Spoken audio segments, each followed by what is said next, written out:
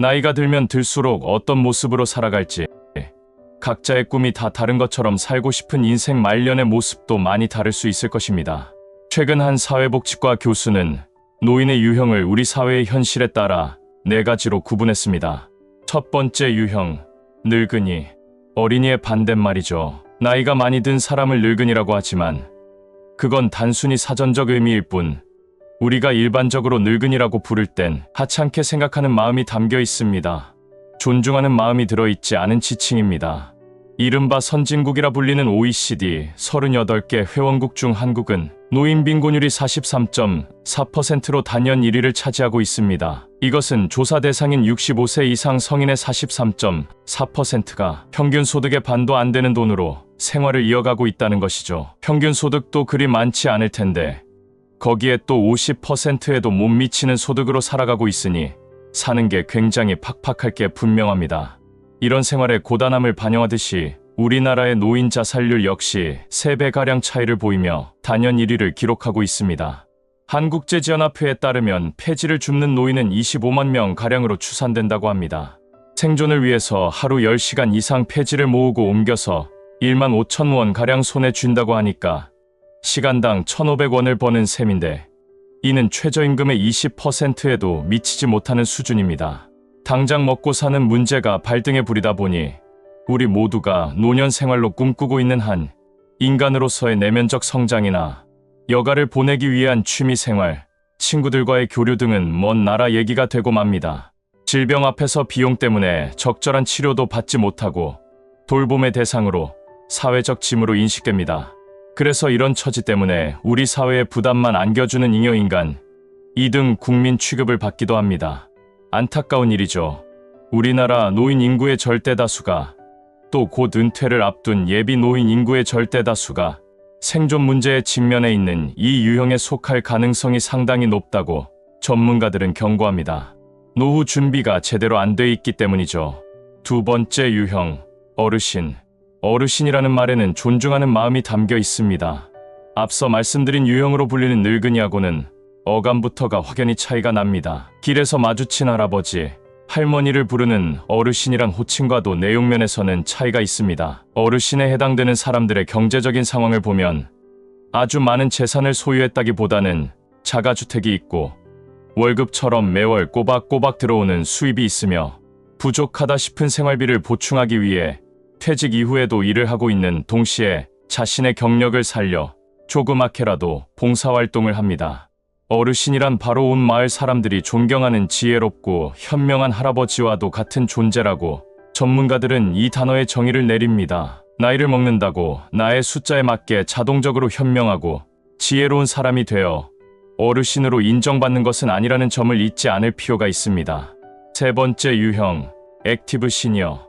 취미와 여가 활동이 활발하고 배움에도 부지런할 뿐만 아니라 경제적으로 꼭 필요하진 않더라도 자신의 소질을 살려 소득을 창출하는 데도 적극적인 이른바 성공한 노인의 상징이 액티브 시니어라 할 수 있겠습니다.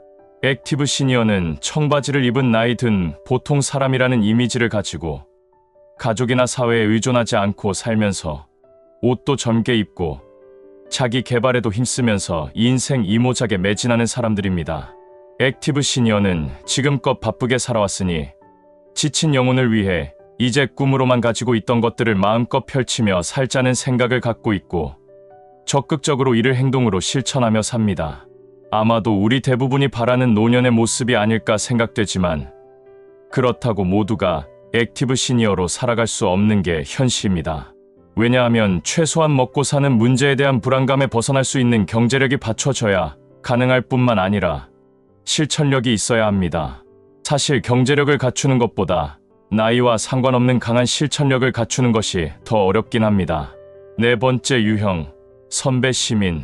선배 시민이라는 노년의 유형은 최근 사회에 맞게 생긴 새로운 노년의 모습으로 시민의 한 사람으로서 공동체를 더 나은 곳으로 만들어가는데 실천적인 노인을 상징합니다. 사회복지과 교수가 새롭게 말을 만들고 정의를 내렸지만 실상은 우리 주변에서 이런 분들이 많이 있습니다. 이런 노년상이 생기는 이유는 노인을 대상으로 하는 여러 사회보장 제도가 퍼주기 비용이 아니라는 인식과 함께 시민으로서 공동체 발전을 위해 적극적으로 참여하고 기여하는 것이 필요하다는 생각에서입니다. 예를 들면 아침에는 초등학교에서 등교 도우미를 하고 오후에는 복지관에서 노인들과 여러 가지 사회 문제들에 대한 의견을 나누며 집에 오는 길에는 이곳저곳을 다니면서 쓰레기를 줍는 사람들을 의미합니다. 이는 아주 낯설고 생소한 모습이 아니라 우리 주변에 이렇게 봉사활동을 하는 분들을 많이 볼 수 있습니다. 공동체 이론으로 더 나은 공동체를 상상하고 변화시키고자 실천하는 노인들이 점점 늘어가고 있는 추세라고 합니다.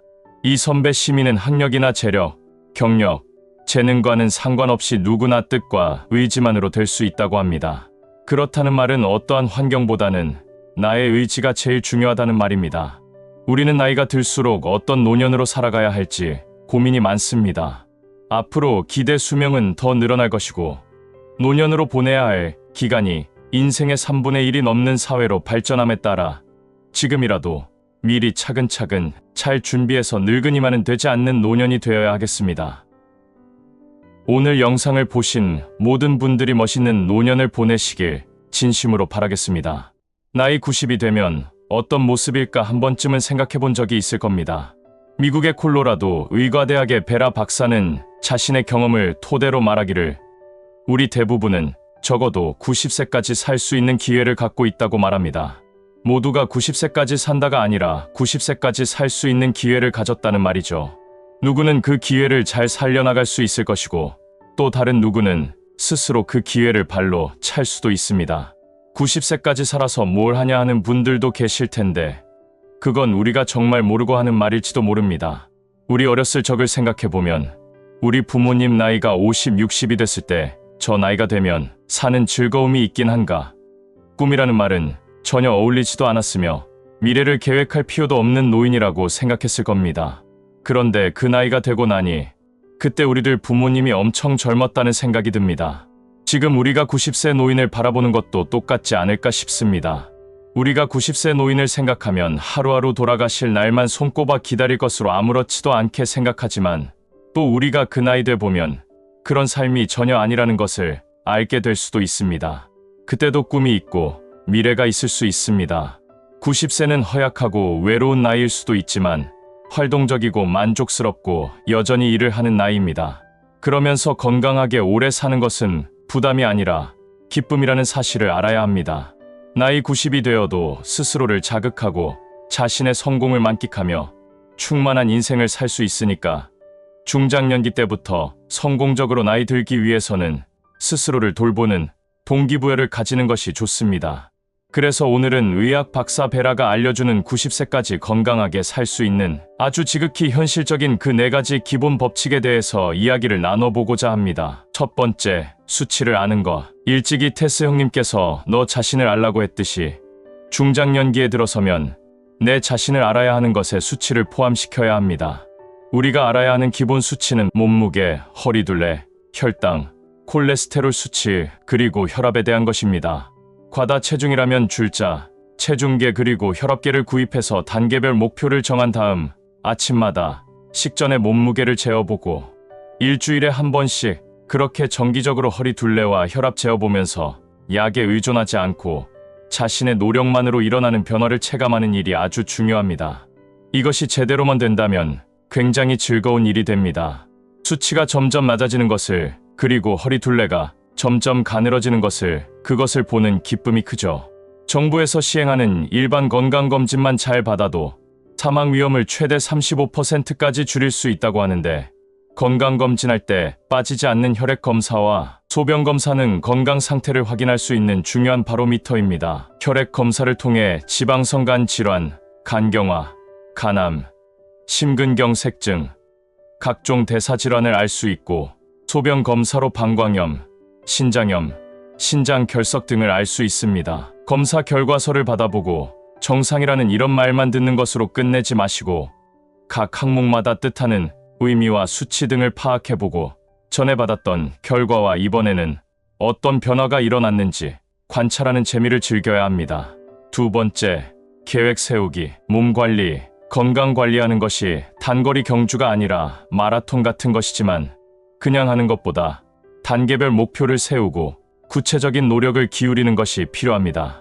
마라톤 선수들도 그냥 뛰는 것이 아니라 구간별로 자신이 주파하는 시간을 보면서 계속 뛰죠. 이와 비슷한 맥락입니다. 몸무게를 줄이고 싶다고 해서 단번에 5kg, 10kg을 뺄 수 없습니다. 주 단위, 월 단위로 짧게 쪼개진 목표를 세워 나가는 겁니다. 걷기 운동을 즐긴다면 만보기를 이용해서 걸음수, 거리, 속도, 소요 시간, 그리고 소비한 칼로리를 수치로 확인하고 다음번에는 조금 더 멀리, 조금 더 짧은 시간에 많은 칼로리를 사용할 수 있도록 목표를 세워봐야 합니다. 집에서 팔굽혀펴기나 스쿼트를 해도 마찬가지입니다. 어제 10개 했으면 오늘은 11개에 도전하고 또 그렇게 내일은 12개에 도전하고 말이죠. 세 번째, 현실 직시하기. 몸이 아픈 곳이 있는데도 무시무시한 병명을 진단받을까봐 그게 겁이 나서 병원 가기를 피하는 분들이 계십니다. 의사를 찾아 검사를 받고 비록 실망스럽고 겁이 나는 결과라 할지라도 끝까지 듣는 용기와 함께 의사를 믿고 의사가 권하는 치료 방법과 지켜야 할 생활 수칙을 철저하게 따르는 의지가 필요합니다. 예를 들어 비만으로 인해서 고혈압, 당뇨가 있다면 비록 약을 먹어 수치 관리를 잘하고 있더라도 자신이 고혈압과 당뇨를 갖고 있는 환자임을 잊지 않고 하루빨리 약에 의존하지 않는 생활에서 벗어날 수 있도록 초심을 잃지 않고 좋은 습관으로 생활할 수 있도록 노력해야 합니다. 그런데 사람 마음이 쉽지 않습니다. 약에 의지해서 수치가 정상 범위에서 유지되면 초심은 어느덧 사라지고 조금씩 느슨해지는 마음이 일면서 하나하나 다시 예전의 습관으로 돌아가게 됩니다. 가장 큰 노력이 필요한 부분이라고 볼 수 있습니다. 네 번째, 인간관계를 맺기. 인간이라면 아주 그냥 치가 떨리고 이가 갈린다는 사람들이 많지만 그렇다고 인간관계가 필요 없다고 하면 안 됩니다. 그건 안타깝게도 잘못된 인간관계를 맺었기 때문이기도 하고 자신의 처신에도 문제가 있을 수 있었다는 것을 되돌아보셔야 합니다. 이제는 나쁜 사람과 어울리지 말고 좋은 사람들과 어울리면 되죠. 성공적으로 나이 든 사람들은 높은 수준의 인간관계와 삶에 대한 열정을 유지하고 있다고 전문가들은 말합니다. 성공적으로 나이 든 사람들은 TV 앞에 앉아 있는 대신 친구, 친척들과 교제하고 자원봉사를 하고 자신이 갖고 있는 재능이라면 무엇이든지 성장시키려고 노력한다고 합니다. 한마디로 열정적으로 사는 것이죠. 나이 드는 것은 유전자나 행운의 문제가 아니라 선택의 문제입니다. 나이 때문에 포기하는 것은 변명받게 되지 않는다며 지금부터라도 나이가 들수록 삶의 열정을 유지하고 살 수 있도록 해야 합니다. 가끔 유튜브를 보면 90대 할머니, 체조 선수나 70대 보디빌더를 보게 됩니다. 보는 걸로 그냥 끝내지 마시고 저 사람도 했으니 나도 할 수 있다는 자신감으로 여러분 안에 있는 재능에 몰입해 끊임없이 성장하는 충만한 하루하루를 살아가시길 바라겠습니다. 우리들보다 세상에서 먼저 태어나 앞선 경험들을 한 인생 선배들은 나이 들어 은퇴 생활을 하면서 인생에서 가장 많이 후회스러운 것을 마음에 담고 있는 것이 대부분 비슷하다고 합니다. 우리가 이걸 알아내서 가장 크게 후회할 수도 있는 일을 미리미리 해치울 수만 있다면 인생 선배들의 나이에 이르렀을 때는 최소한 후회로 가슴 치는 일은 없을 것입니다. 10대, 20대, 30대를 거쳐오면서 그렇게 갖게 된 후회들도 이미 넘쳐나도록 많듯이 여기에 더해서 인생 후반전마저 똑같은 실수를 반복하고 후회하고 산다면 이건 절대 안 되겠죠. 나중에 세월 지나 땅 치고 후회한들 소용없습니다. 심리학에서 쓰이는 기초 용어로 통정이라는 말이 있습니다. 남녀가 정을 통한다는 뜻을 지닌 통정과 같은 한문으로 쓰지만 심리학에서는 인생 황혼기에 접어들어 지나간 생을 재음미하는 것을 말합니다. 특히 이런 것을 자아통정이라고 부릅니다. 나이 들면 이런 자아통정을 자주 하면서 시간을 보내게 된다고 합니다. 눈앞에 살아온 세월이 주마등처럼 스치듯 선명하고 생생하게 영화처럼 쫙 스쳐간다고 하죠.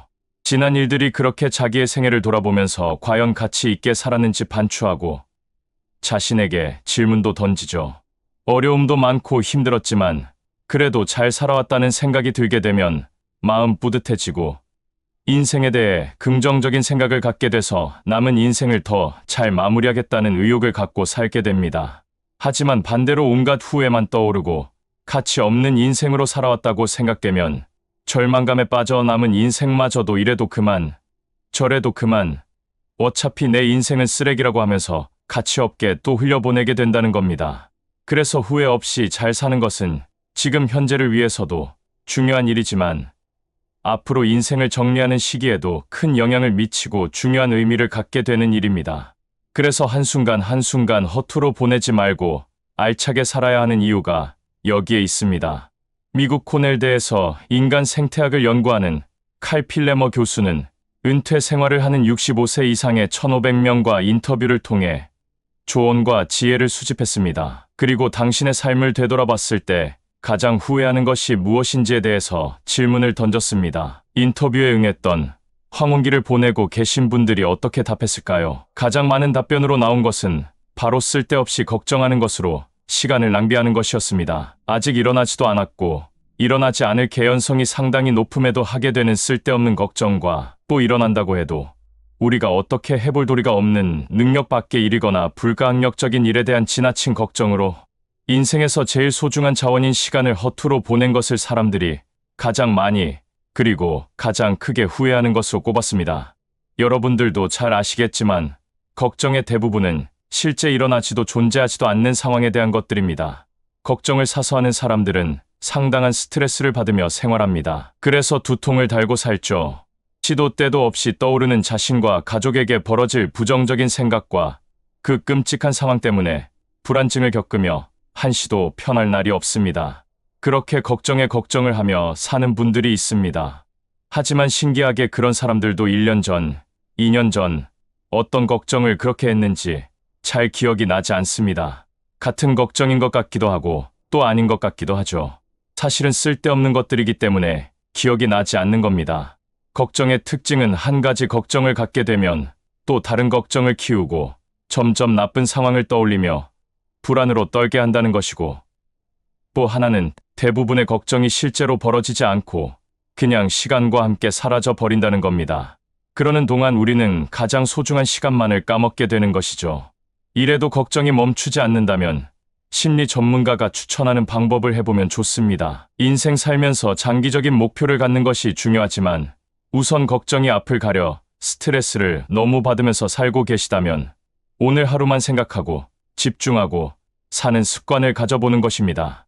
내일 일은 생각도 하지 말고 걱정도 말고 오늘 내가 해야 할 일에만 집중하는 겁니다. 잡념이 끼어들 틈을 주지 말고 현재에 온 정신을 가두는 겁니다.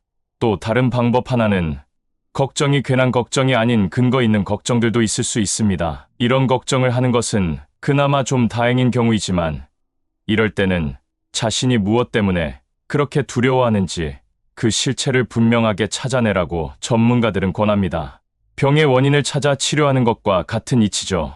그렇게 걱정의 실체와 합당한 이유를 알게 되었다면 이제부터 걱정만 하지 말고 계획을 세워서 하루하루 행동으로 실천해 나가면 말 그대로 걱정이 성장과 발전을 이끄는 원동력의 역할을 하게 되는 겁니다. 예를 들어 지금 다니는 직장이 불안하고 어느 날 갑자기 명예퇴직이라도 덜컥 시킬까봐 그게 걱정이시라면 그냥 걱정에 걱정만 하지 말고 이번 기회에 아주 퇴직 걱정 없는 직업을 찾아보는 겁니다. 이렇게 하신다면 걱정이 신바람으로 바뀌게 될 겁니다. 쓸데없는 걱정과 염려 그리고 불안으로 제일 소중한 시간을 낭비하는 것만큼 나중에 땅을 치고 후회할 일은 없다고 인생 선배들이 말씀하십니다. 영상을 보신 모든 분들이 지금 이 시간부터는 괜한 걱정 싹 날려버리고 소중한 시간을 지금을 위해서 잘 사용하시길 바라겠습니다. 99세까지 팔팔하게 살다가 이틀 앓고 3일째 죽는다는 뜻을 기억하기 좋게 숫자로 만들어 놓은 것을 9988-234라고 하죠. 건강 측면에서 보면 이렇게 살다 세상을 떠나는 게 제일 축복받는 인생이라고 합니다. 99살까지 살더라도 벽에 똥칠하고 사람도 못 알아보고 누워서 산다면 그건 산송장과 다름없기에 살아가는 그날까지 정신 맑고 제 몸 가눌 수 있는 게 무엇보다 중요합니다. 그래서 오늘은 죽기 직전까지 제대로 팔팔하게 사는 방법에 대해 나눠보고자 합니다. 아주대 의료원 예방의학팀이 과학적 근거를 기초로 해서 일상생활에서 누구나 실천할 수 있는 노쇠 예방 7대 수칙을 발표했습니다. 국내 9개 대학의 의료, 운동, 영양 분야의 전문가들이 참여해서 최종 생활 수칙 내용을 토대로 나온 것이라고 합니다. 당연히 알고 있는 내용이 많을 수 있지만 원래 모든 것의 원칙은 간단할 뿐만 아니라 누구나 다 알고 있는 것이죠. 그런데 우리가 몰라서 안 하는 것이 아니라 이런저런 이유를 토대로 못하기에 오늘 이 원칙을 한 번 더 되새기며 혹시라도 놓치고 있는 것은 없는지 한번 확인해보는 시간을 가져주셨으면 합니다. 우리의 몸이 노쇠해지면 낙상과 골절의 위험이 크고 식사하기, 옷 갈아입기, 장보기, 대중교통 이용하기와 같은 일상생활에 지장을 주는 신체장애가 발생할 확률이 같은 또래 사람보다 2배에서 4배까지 높아지고 치매 발생률은 2배, 요양시설에 입소할 위험은 6배, 위암이나 심장 수술을 받은 경험이 있는 경우라면 사망률이 3, 4배는 더 높아진다고 말합니다. 지금 우리가 노쇠해지고 있는지 아닌지 그걸 알 수 있는 증상으로는 평소에 쉽게 지치고 기력이 없거나 물건을 쥐는 힘이 약해지거나 행동이 힘들고 느려져 바깥 활동을 잘 안 하게 되는 것들이 있습니다. 전문 의료진들은 나이 듦과 노쇠와는 크게 연관이 없다고 합니다. 물론 나이가 들면 노화는 피할 수 없지만 노쇠해지는 것은 예방이 가능하고 특히 하루라도 빨리 건강할 때 건강한 생활 습관을 유지하고 만성질환을 잘 관리해야 한다고 하죠. 그 예방법에 대해서는 앞서 말한 대로 기본적인 7가지 수칙이 있습니다. 첫 번째 수칙은 건강한 마음을 다스리는 것입니다. 매사에 긍정적인 마음을 갖도록 노력하고 우울증 상이나 외로움 등 심리적 어려움이 있는 경우에는 전문가의 도움을 받아야 합니다. 긍정적인 정서는 노쇠 발생 위험률을 10% 줄여줍니다. 반면 우울 증상이 많아지면 노쇠 발생 위험이 높아지고 우울 증상이 심각하면 노쇠 발생 위험이 2배까지 증가한다고 하죠. 노년기의 심리적 어려움은 꼭 반드시 전문가를 통해 관리해야 합니다. 두 번째 수칙은 강한 치아를 만드는 것입니다. 노년기에 보존된 치아 하나가 늘어날 때마다 노쇠 발생 위험이 2%씩 감소한다고 합니다. 하루 3번 칫솔질을 해서 구강 위생을 철저히 해야 하고 틀니를 착용한 경우에는 매일 세척 관리하는 건 필수입니다. 그리고 6개월마다 구강검진과 치석 제거를 받아 구강 건강을 유지하는 것이 바람직합니다. 치주염 박테리아가 치매 발생에 중요한 역할을 한다는 발표가 있었습니다. 즉, 잇몸 관리와 정신 건강이 직접적으로 연관되어 있다는 것입니다. 잇몸 관리는 단순히 입에만 국한된 것이 아니라는 것을 명심해야겠습니다. 세 번째 수칙은 편식하지 않고 음식을 충분히 섭취하는 것입니다.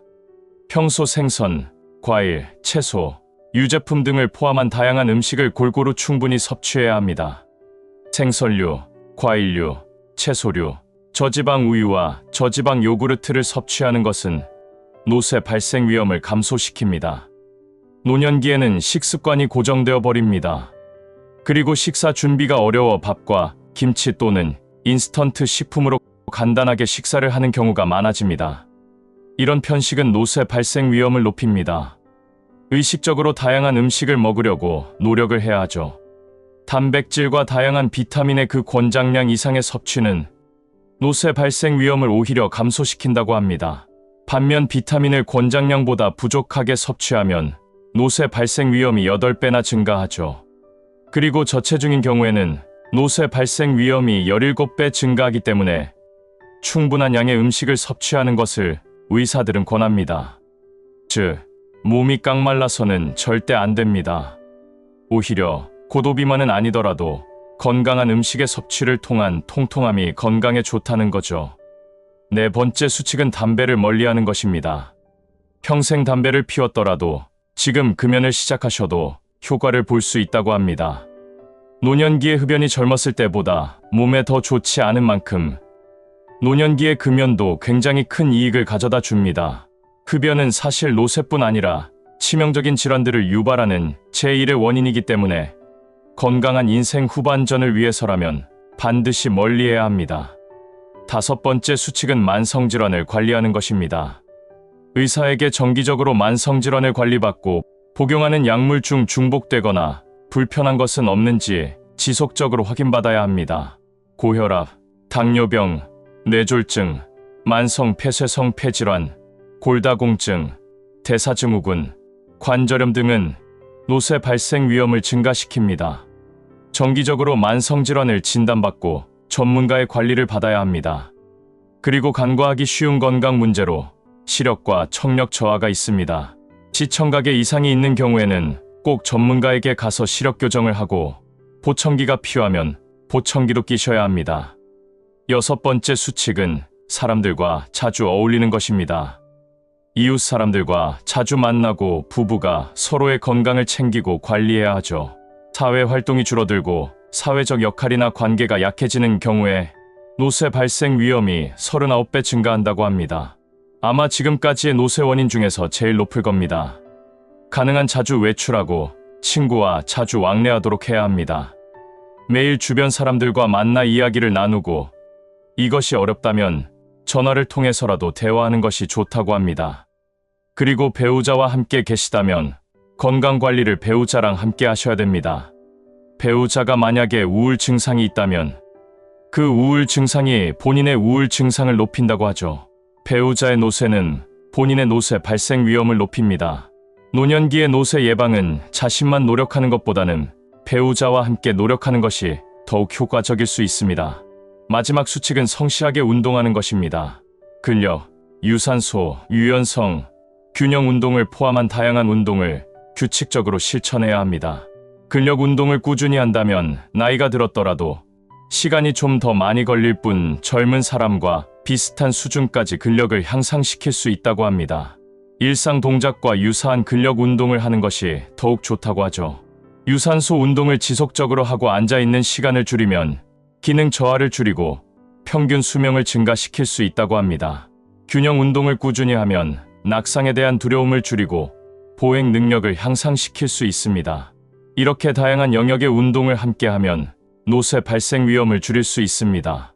가장 중요한 것은 역시 규칙적으로 성실하게 하는 게 중요합니다. 운동이 중요하다는 것은 누구나 다 알고 있지만 운동을 통한 건강으로의 갈림길은 누가 더 지속적이고 규칙적으로 실천하느냐에 따라 나뉘게 되죠. 이 7가지 수칙을 눈에 자주 띄는 곳에 붙여놓고 스케줄도 한번 짜보면 좋습니다. 구슬이 서말이라도 꿰어야 보배라는 말이 있습니다. 세상에 아무리 좋은 말이 많아도 우리가 행동을 옮기는 것이 가장 중요합니다. 영상 보신 모든 분들이 오늘부터 인생이 다시 새롭게 시작하는 하루가 되길 바라겠습니다. 나이가 들면 마음 편한 것이 정말 최고입니다. 그래, 그럴 수 있지 라는 이런 너그러운 마음으로 마음을 편하게 사는 것이 제일 좋습니다.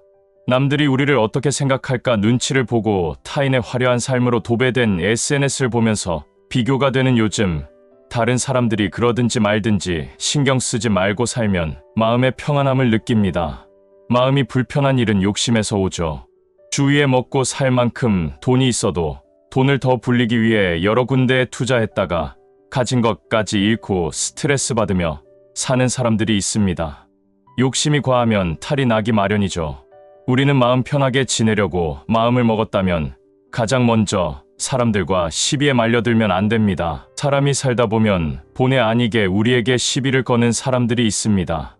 유튜브 댓글에서도 보면 항상 시비성으로 댓글을 다는 사람들이 간혹 있지만 이에 대해서 존중하는 마음으로 귀중한 하나의 의견으로 생각하면서 정중하게 대해주면 대부분 누그러지죠. 인간 관계에서도 마찬가지입니다. 또한 마음이 불편한 일이 자주 생기는 상황이 있는데 바로 거절해야 하는 상황에서 과감하게 거절하지 못할 때죠. 주변에 보면 거절을 못하거나 오지랖이 넓어서 부탁을 들어주고 전전긍긍하는 사람들이 있습니다. 거절은 짧고 쿨하게 해야 합니다. 안 되는 이유를 구구절절 설명할 필요가 전혀 없습니다. 뿐만 아니라 우리는 사소한 것에 목숨을 걸 때 마음이 불편한 상황이 자주 생깁니다. 나이가 들수록 자신의 건강과 행복을 위해 중요한 일만 손에 꽉 쥐고 그 이외에는 애쓰지 않고 편안하게 사는 것이 중요하죠. 두 다리를 뻗고 잠들 수 있는 속 편한 인생이 최고입니다. 나이 들면서 욕심은 내려놓고 화려함보다 소박하게 살면서 복잡한 것보다 단순한 것이 좋습니다. 그래서 잘난 사람보다 편안한 사람이 좋고 멋진 구두보다 편한 구두가 좋죠. 말도 없이 열심히 일만 하다가 갑자기 유명을 달리하는 주위 지인들을 보면 인생을 되돌아보니 인생 별거 없다는 생각을 하게 됩니다. 누구는 재물을 얻기 위해, 누구는 출세를 위해, 누구는 좀 더 잘 먹고 잘 살기 위해 이리 뛰고 저리 뛰면서 산전수전 다 겪으면서 살아왔는데 나이가 들어가면서 하나 둘 우리 곁을 떠나는 친구들도 있고 여기저기 아픈 곳이 생기는 것을 보면서 100년도 못 살 인생인데 1000년을 살 것처럼 욕심부리며 살아온 것이 부질없다는 생각이 들죠. 그렇다고 아무렇게나 살라는 이야기는 아니지만 한 번쯤은 되돌아보고 무엇이 더 가치 있는 삶인가 하는 생각은 꼭 필요한 것 같습니다. 주변을 보면 가질 만큼 가진 사람들이 조금 더 가지려고 노력을 부리는 것을 어렵지 않게 볼 수 있습니다. 가진 땅도 많고 건물도 있는 사람이 순식간에 암 진단을 받아서 병원에 누워있는 모습을 보고 있다 보면 인생이 진짜 별거 없다는 생각이 듭니다. 내 몸 하나 건강하면 된다라는 생각밖에 들지 않습니다. 옛 이야기 중에 불이 나서 거지가 사는 집이 모두 탔는데도 거지는 화재가 나도 수해가 나도 깡통 하나만 챙기면 되기 때문에 걱정이 없다는 우픈 말이 있습니다. 이 말은 나이 들어보니 욕심 부리지 말고 가볍게 인생을 살라는 뜻이죠. 마음이 편하려면 단순하게 살아야 합니다. 우리가 어릴 때는 잠 잘 자고 일어나서 엄마가 해주는 밥 먹고 친구들과 소꿉장난 치다가 해가 지면 집에 와서 저녁 먹고 조금 더 놀다가 푹 잤죠.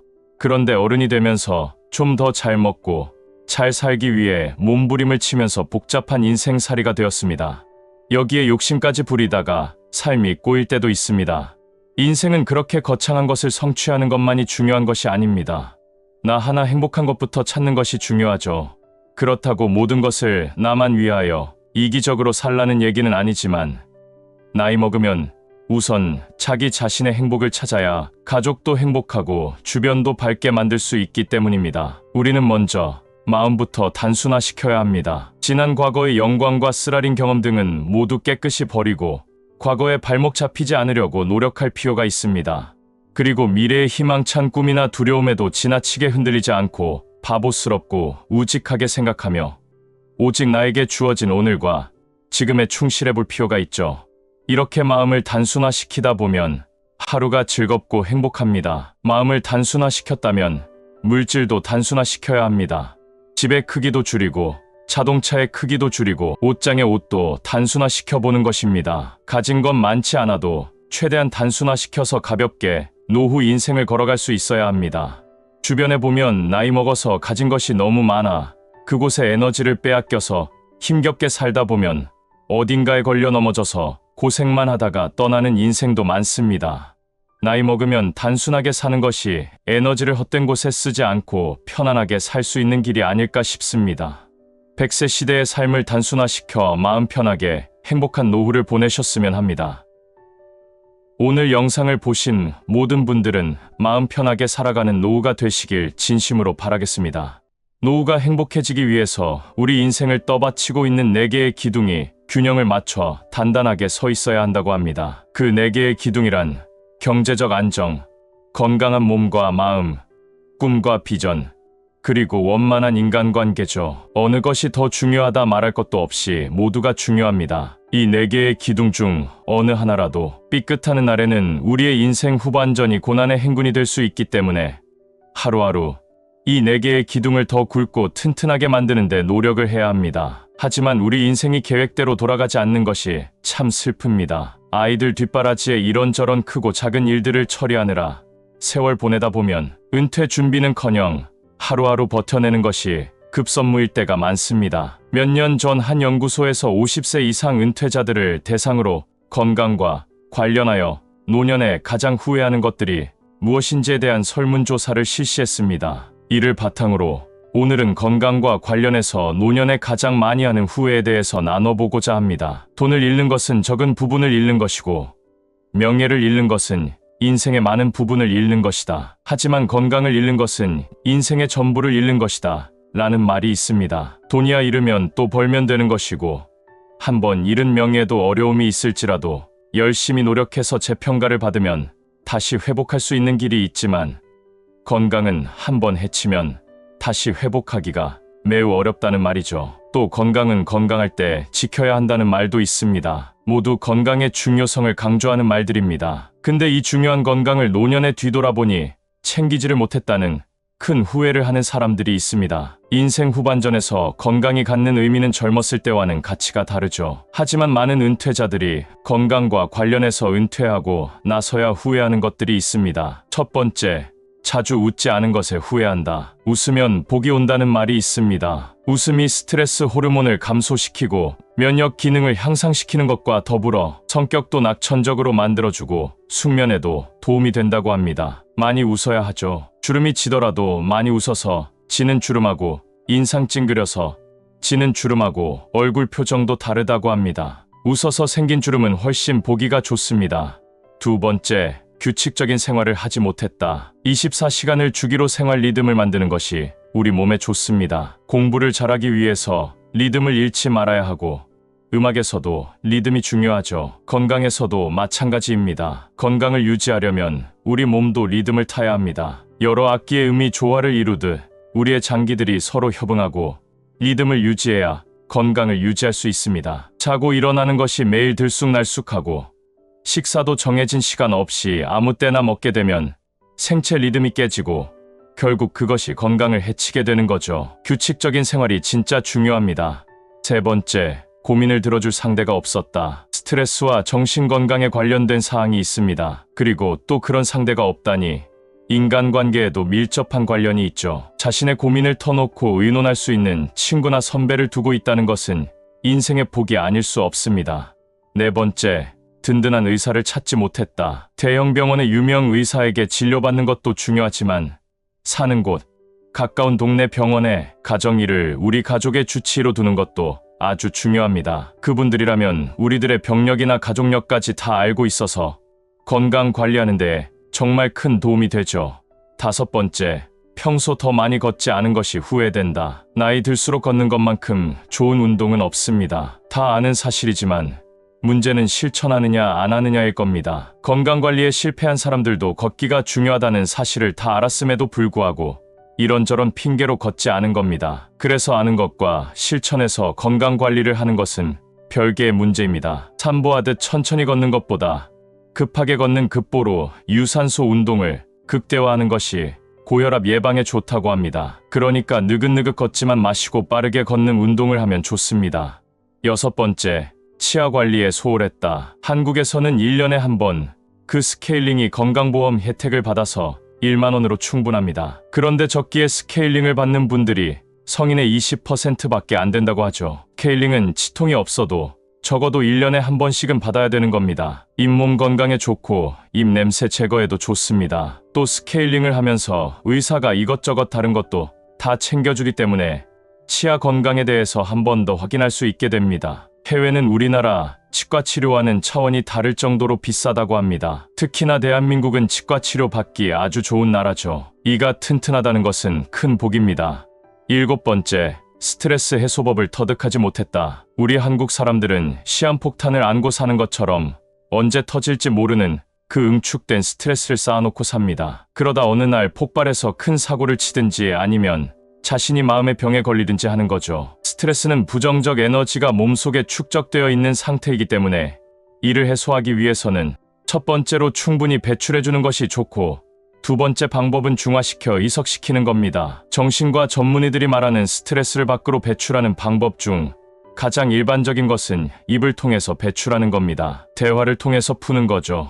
친구와 대화하면 스트레스도 풀리고 또 못된 상사에 대한 뒷담화를 나누고 하면 속이 좀 풀리죠. 다 같은 원리입니다. 또 화가 치밀어 오를 때 소리를 지르게 되는 것도 이러한 원리라고 합니다. 감당이 안 될 정도로 부정적 에너지가 몸에서 느껴지면 이를 급하게 발산하기 위해서 소리를 지르게 된다고 합니다. 심리적 응급 조치를 할 수 있겠지만 이 방법은 상대방의 마음을 크게 다치게 할 수 있는 거니 그보다는 평소 운동을 하면서 기합 소리를 크게 내거나 산에 올라가 소리를 크게 외치는 것도 좋은 방법입니다. 또 노래방에 가서 목청껏 크게 노래를 부르는 것도 좋죠. 또 다른 방법은 땀으로 배출하는 겁니다. 그래서 땀이 나도록 운동을 하는 것이 몸에 좋고 마음에도 좋습니다. 운동을 열심히 하다 보면 기분이 상쾌해지는 경우 바로 그렇죠. 그리고 우울증에 걸렸을 때도 의사들의 처방 중에 가장 먼저 하라고 하는 것이 햇볕 쐬고 걷거나 운동하라는 것입니다. 두 번째는 긍정적 자극을 몸속으로 유입시켜 부정적 에너지를 중화시키는 방법인데 예를 들어 여행, 독서, 영원한 음악 감상, 공연이나 모임 참석, 종교 활동, 명상 등 이렇게 긍정적인 자극을 말합니다. 맛집을 찾아 맛있는 음식을 먹는 것도 좋은 자극이 들어오는 것으로 생각해 볼 수 있습니다. 그리고 스트레스 해소를 위해 무엇보다 중요한 것은 휴식입니다. 바쁜 일상에서의 휴식과 사색의 시간을 가지려고 노력하셔야 합니다. 이제는 아는 데서 멈추는 것이 아니라 실천을 해보셔야 합니다. 8번째, 운동으로 체력 단련을 하지 못했다. 꽃중년이라는 아름다운 말로 포장을 해보지만 중장년은 각종 호르몬 분비량이 감소하고 신체 기능이 저하되며 대사성 질환 위험이 커지는 그야말로 노화가 본격적으로 나타나고 진행되는 나이입니다. 100세 시대이기에 중장년은 인생의 아주 중요한 변곡점이자 전환점이며 사춘기보다 더 무섭다는 갱년기, 50춘기를 겪는 시기이기도 합니다. 3살 버릇이 80까지 간다면 중장년부터 어떠한 운동을 시작하는지, 건강관리를 어떻게 하는지에 따라서 그 남은 여생의 질이 크게 달라진다고 합니다. 운동하지 않은 사람은 운동을 활발히 하는 사람에 비해 2배나 빠르게 신체 능력이 감소한다고 합니다. 우리들도 은퇴 후에 선배들이 했던 후회들을 똑같이 하는 우를 범하지 않기 위해 마음과 몸을 챙기는데 게으름이 없어야겠습니다. 오늘 영상을 보신 모든 분들이 후회 없는 건강한 인생 후반전을 위해 운동하는 하루가 되시길, 그리고 또 쉬고 사색하는 하루가 되길 바라겠습니다. 나이가 들어가는 것은 우리 힘으로 어쩔 수 없지만 그래도 두려운 것은 더 늙은 후에, 더 나이 든 후에 인생 말년에 서럽게 살게 되지 않을까 하는 마음이 있어서일 겁니다. 밑도 끝도 없이 이런 생각으로 불안해하며 기운 빠져서 앉아 있으시는 것보다는 서럽게 살지 않도록 미리미리 준비해보는 것이 훨씬 현명한 대처일 수 있습니다. 그래서 오늘은 성공한 인생 선배들의 의견을 종합한 것 중 하나인 노후에 서글프게 살지 않는 3가지 방법에 대해서 나눠보고자 합니다. 첫 번째, 자식만이 나를 지켜주는 것은 아니라는 것입니다. 소설의 한 장면이 있습니다. 은퇴를 한 후 바깥 출입을 거의 하지 않은 채 은둔형 노인으로 살아가는 한 남자가 며칠째 깊은 걱정에 빠져 있습니다. 이렇게 혼자 살다가 갑자기 죽으면 해외에서 일하고 있는 아들이 돌아올 때까지 아무도 몰라서 아들이 문을 열고 들어왔을 때 부패한 시신의 추한 모습으로 아들을 맞이하면 어쩌나 하는 것이었습니다. 며칠을 고민한 끝에 결국 어느 날 그는 집 밖을 나서 대형 냉장고와 함께 사람 하나가 다 들어가고도 남을 크고 든든한 비닐봉투를 샀죠. 노인의 계획은 이랬습니다. 숨을 거두려는 마지막 순간 혼신의 힘을 다해서 비닐봉투 속으로 몸을 넣고 대형 냉장고 안으로 들어가 숨을 거두기로 마음을 먹은 겁니다. 사실 현실적으로 말도 되지 않는 계획이지만 고독사의 두려움이 어느 정도인지 심리의 한 단면을 보여주는 내용임에는 분명합니다. 부부가 한날 한시에 함께 떠나지 않는 한 둘 중 한 사람은 무조건 혼자 살게 됩니다. 자식만이 자신을 지켜주는 유일한 사람으로 여기고 의지하면 할수록 자식들은 힘겹고 본인은 서럽게 됩니다. 나이 들수록 동네 사람들과 어울리고 커뮤니티 속에 들어가 있어야 합니다. 이웃과의 교류는 정서적으로 좋을 뿐만 아니라 서로가 서로의 안부를 챙기고 묻는 네트워크 안에 있게 되니 소설의 주인공처럼 고독사에 대한 괜한 걱정 없이 살 수 있습니다. 더구나 자식만 바라보고 살지 않으니 서러울 일도 없습니다. 2번째, 내 재산은 내가 지켜야 한다는 것입니다. 최근 법률사무소를 찾아오는 노인의 상당수는 상속세를 물지 않기 위해 수단과 방법을 가리지 않고 자식들에게 미리미리 재산을 넘기려는 분들이라고 합니다.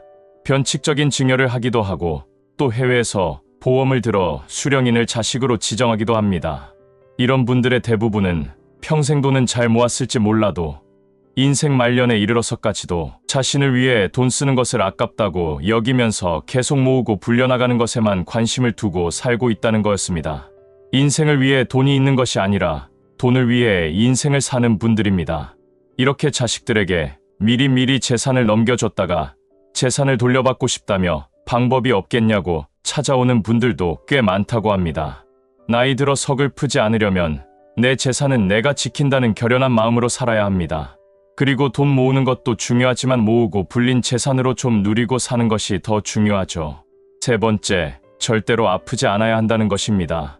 20대 초반부터 담배를 입에 물고 살고 술도 엄청 마시면서 짧고 굵게 산다며 남자다운 척하고 살아간 사람들이 많습니다. 나중에 건강을 잃고 나서야 하는 말은 이렇게 한순간에 무너져 내릴 줄 전혀 몰랐다는 것이죠. 본인은 짧고 굵게 살아가려고 했지만 이대로라면 가족들을 생고생시키면서 아픈 몸으로 가늘고 길게 살아갈 것이 분명합니다. 평소에는 아무렇지도 않다가 감기 하나 걸려서 눕게 되면 건강했던 평소가 그리워지고 현실이 서러워지는 게 사람 마음입니다. 못된 생활 습관을 버리지 못하는 것을 무슨 깊은 인생 철학이라도 있는 것 마냥 굵고 짧게 산다고 핑계대는 것이 아니라 초라하고 서러운 노년을 살고 싶지 않다면 생활 습관부터 바로 뜯어고치고 정말 열심히 운동해야만 합니다. 모든 일에는 유종의 미를 거둬야 하듯이 인생 또한 결말이 좋아야 아름다운 법이라는 것을 잊지 말고 사셨으면 좋겠습니다. 영상을 보신 모든 분들이 인생 말년이 탄탄대로가 되시길 진심으로 바라겠습니다. 세상은 신이 정한 규칙과 자연 질서, 그리고 인간의 본성에 따라 움직입니다. 인간은 태어날 때 동일한 숫자의 치아와 머리카락을 부여받지만 사람마다 빠지는 속도가 다르다가 언젠가는 모두 빠지게 되죠. 두뇌의 기억력도 세월에 따라 떨어집니다. 피부에도 주름이 생기고 탄력이 떨어지는 것을 무엇으로도 막을 수가 없습니다. 운명이 변화무쌍한 도깨비와 같다고 합니다. 언제 어디서 튀어나올지 모르죠. 지각한다고 나오지 않는 것이 아니라 불안하기는 마찬가지입니다. 그렇다고 생명의 변화를 소극적으로 받아들이기만 해서는 안 됩니다. 오히려 생명의 변화를 거부하기보다는 껴안아야 합니다. 운명의 최대 걸림돌은 무관심과 의욕 상실입니다. 운명을 믿고 안 믿고는 각자의 선택에 달려 있습니다. 운명을 믿지 않는 사람은 운명은 사람이 만드는 것이다. 그러므로 모든 사람은 운명의 설계자이다. 라고 합니다. 반면 운명을 믿는 사람은 운명은 이미 정해져 있다. 운명을 거부하지 말고 순응하라. 라고 합니다. 우리는 타고난 곳과 때를 알 수 없습니다. 재능과 부모조차도 선택할 수 없죠. 그렇지만 의지와 노력으로 운명을 바꿀 수도 있습니다. 그런 면에서 운명이 없다고 단정하거나 증명할 수는 없습니다. 운명은 우리의 미래와 열정과 편견까지도 지배합니다. 그러기에 모든 것을 운명 탓으로 돌릴 수도 없죠. 나이의 힘은 그저 나이만 먹는다고 나오는 것은 아닙니다. 걸림돌이건 디딤돌이건 묵묵히 한 걸음 한 걸음 디딜 때 생깁니다. 마치 걸으면서 생기는 근육의 힘처럼 세월에 지지 않는 골동품과 같은 인고의 고난을 이겨내야 합니다. 노후의 나이는 변명이나 걸림돌이 아닙니다. 차곡차곡 쌓아가는 나무의 나이테처럼 흔들리지 않는 반석의 역할을 합니다. 노년층은 사회의 짐이 아닌 미래의 초석이자 걸음이 되어야 합니다. 그렇다면 노년층의 진정한 힘은 어디에서 나오는지를 먼저 알아야 합니다. 첫 번째, 타인을 행복하게 만들기. 행복은 사실 거대한 담론이나 많은 것을 요구하지 않습니다. 자신이 행복을 느끼게 하는 빈도수를 많게 하면 됩니다. 너무나도 간단하죠. 타인을 행복하게 만들면 반드시 그 대가가 돌아옵니다. 예를 들어 자식들에게 용돈을 줄 때, 남을 위해 봉사할 때, 다른 사람을 위해 기도할 때 진실된 기쁨이 대가와 함께 찾아옵니다. 두 번째, 건강. 말레이시아 수상 마하티르는 영국 선데이 타임스와의 인터뷰에서 자신의 건강 관리법에 대해 밝힌 바 있다. 그는 나도 완전히 건강한 사람이 아니며 심장 문제가 있다. 폐렴을 앓아 심한 기침을 지속한 적도 있다. 라고 말했습니다. 그런데도 그가 건강을 유지할 수 있었던 비결을 과식하지 않는 것이라고 했죠. 그는 열량을 덜 섭취한 원숭이가 더 오래 살았다는 연구 결과를 믿고 살아가는 데 필요한 양만큼만 먹고 있다고 합니다. 이외에도 적당한 운동, 금연과 금주, 평생 사회활동을 하는 것으로 건강을 지킵니다. 조선의 21대 왕 영조는 다른 왕들의 평균 수명이 46세인데 반해 영조는 2배에 가까운 83세까지 살았습니다. 영조는 늘 적게 먹고 채식 위주로 식사했다고 전해지죠. 소식하는 대신 끼니는 절대 거르지 않았습니다. 회의를 하다가도 술알을 꼭 챙길 정도로 규칙적인 식사 습관을 지녔다고 합니다. 또 종묘에서 제사를 지낼 때도 술 대신 감주를 사용했다고 하죠. 세 번째, 경제적 자립. 100세 시대가 되었기에 돈이 더 필요해졌습니다. 노후에는 사실 돈이 최고의 효자입니다. 노인에게 돈은 자신을 지켜줄 믿음직한 노비인 셈이죠. 돈은 자식보다 더 효자입니다. 자식은 돈 있는 부모를 더 찾고 효도하기 마련입니다. 그런데 정작 돈이 필요할 때 없다면 비극입니다. 끝이 좋으면 모든 게 좋습니다. 젊어서는 밥을 굶어도 희망을 노래하며 살 수 있지만 늙으면 그렇게 안 되죠. 병을 깊게 하고 한 끼만 굶어도 노래는커녕 말할 힘도 없게 됩니다. 일을 하지 않아도 매달 들어오는 시스템을 구축해 놓아야 합니다. 특히 노년에는 집안의 리더로서 TV 시청보다는 경제적 자립을 위한 공부, 독서, 인맥 교류를 갖추면 좋습니다. 넷째, 전문성과 기술. 퇴직한 분들의 재취업 사례를 들어보면 기술이 있는 사람은 쉽게 자리를 구합니다. 전문적 기술을 가진 자는 나이나 일할 것을 걱정하지 않습니다. 반면 관리직으로 퇴직한 사람들을 원하는 곳은 거의 없습니다. 작은 조직에서 관리가 그다지 필요하지 않기 때문이죠. 인생은 계속해서 흘러가기에 변하지 않는 인생은 없습니다. 과거는 이미 흘러간 역사이고 미래는 아직 오지 않은 미스터리로 오직 현재에 살고 있습니다. 가슴에 품고 있는 행복은 한순간에 사라지는 것을 꿈꾸지 않습니다. 자극적이고 강렬한 것이 아니라 단순하지만 영원한 행복이 피어오르는 것을 원하죠. 진정한 행복이란 마음이 불안하고 무언가를 얻으려고 욕심을 부릴 때 혹은 노심초사할 때 나오지 않습니다. 자신의 목표가 있고 인생의 방향을 잃지 않아야 합니다. 목표에 도달했느냐, 그렇지 않느냐가 중요한 것이 아닙니다. 목표를 향해 나아가는 과정 그 속에서 사람들은 사랑, 성취감, 행복, 열정을 느낍니다. 큰 조직일수록 일이 철저하게 분업화되어 있어 조직이 무너지면 가치가 사라집니다. 마치 완성된 레고 제품에서의 레고가 아닌 하나만 떨어져 나온 레고 조각 신세인 것이죠. 노년의 대우는 극과 극입니다. 죽을 때까지 존경을 받는 사람이 있는가 하면 푸대접과 멸시를 받는 사람도 있습니다. 존경과 인자함의 노인이 있는가 하면 초라하고 놀림받는 노인도 있습니다. 노년에 자신의 가치를 가질 수 있는 자신만의 노하우가 필요합니다. 새로운 곳에 나를 놓아두는 것도 고려해보면 좋습니다. 우리는 누구나 죽습니다. 죽는 것을 모른 채 하거나 무시한다고 두려움이 사라지는 것은 아닙니다. 죽음을 이야기하는 것은 보다 더 잘 살기 위한 방편으로 아는 것이 힘입니다. 자신만의 행복 플랫폼을 만드는 것이 중요한 듯합니다. 오늘 영상을 보신 모든 분들은 노년의 힘이 넘치시길 진심으로 바라겠습니다.